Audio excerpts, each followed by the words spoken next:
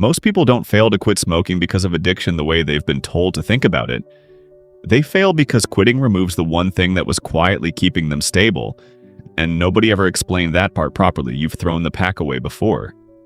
More than once. And each time something pulled you back that had nothing to do with weakness. By the end of this, you'll know exactly what that something was. Part 1. The 3-day lie. Nicotine typically clears your system in about 3 days, and once it's gone, most people expect to feel free. But day 4 usually feels heavier than day 1, and that gap is where most quit attempts quietly collapse. Because what's left after the chemical leaves isn't physical anymore, it's behavioral. And behavioral doesn't run on a countdown, it runs on repetition. And repetition doesn't care that the nicotine already left the building. Part 2. The reward that learns to hide. Here's something almost unfair about how your brain is wired. A reward that lands every single time gets boring fast and your brain stops paying attention to it. But a reward that lands only sometimes, unpredictably, becomes almost impossible to walk away from because the brain keeps chasing the next unpredictable win instead of the guaranteed one. Most cigarettes barely register, but the ones that hit at exactly the right moment recalibrate everything, and your brain remembers those, not the average. Part 3. The gap between what you expected and what you got. But here's where it actually gets uncomfortable, because this next part has nothing to do with emotion. It's about prediction. Your brain is constantly forecasting how good the next cigarette will feel before you even reach for it. And when the real hit lands even slightly differently than predicted, your brain doesn't shrug that off. It treats the gap as new information worth chasing again.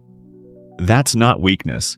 That's a dopamine learning system doing exactly what it evolved to do, except now it's running that same machinery for something slowly working against you. Part 4. The body that remembers before the mind does.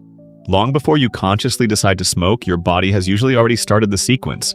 Heart rate shifts, breathing changes, muscles prepare for something familiar, all before a single conscious thought forms. That's stress conditioning. Your nervous system learned years ago that this exact sequence brings relief, and it now runs the opening moves automatically. You're not overriding a craving in that moment. You're trying to out-argue a reflex your own body trained without ever asking your permission.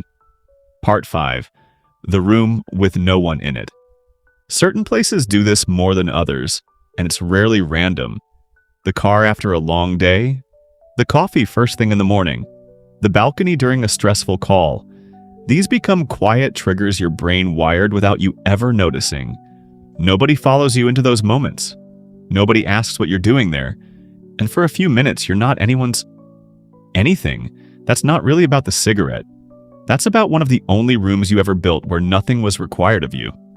Part 6. What the pack was actually holding. Nobody says this part out loud because it sounds strange, but for a lot of long-term smokers, quitting isn't just breaking a habit. It's closer to a small ongoing loss. That pack was in your pocket through the job that ended badly, the relationship that didn't survive, the waiting room you sat in alone. So when someone says just quit, they're often asking you, without realizing it, to let go of something that showed up consistently, even while it was slowly hurting you. That's not weakness. That's closer to grief for something that was never good for you, but was still, in its own broken way, there. Part 7.